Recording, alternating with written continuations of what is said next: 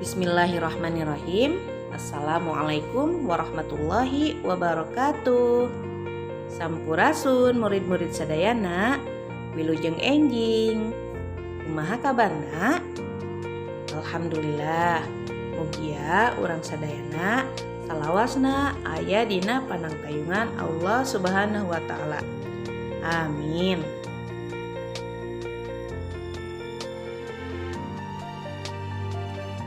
Alhamdulillah tiasa tepang deui sang ibu dina pangajaran basa Sunda kelas 1.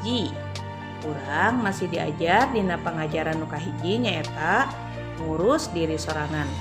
Sub pangajaran cara ngarawat jeung ngajaga kabersihan diri.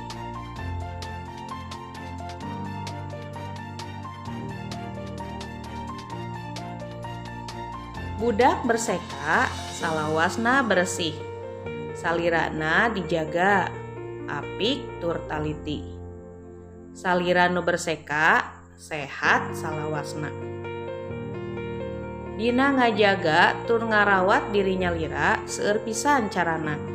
Di antarana nyaeta ibak sadinten 2 kali, ulah hilap ngangge sabun supaya badan urang bersih tur bebas tina kuman.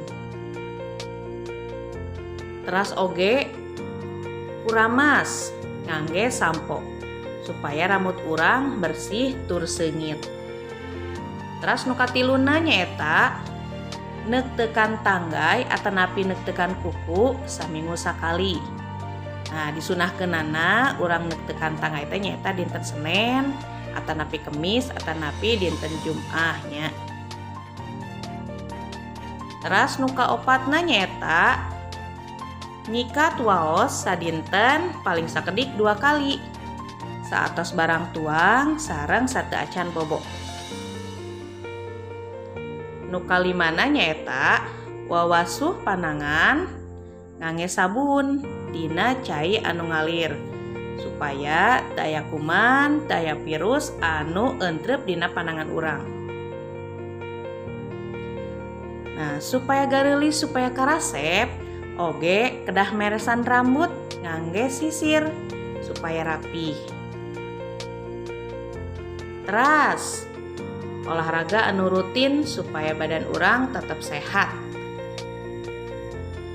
Anu terakhir nyaeta urang kedah ngangge raksukan atanapi kedah ngangge acuk anu kenging ngisrika supaya kuman-kuman anu nempel dina acuk urang tos teu araya.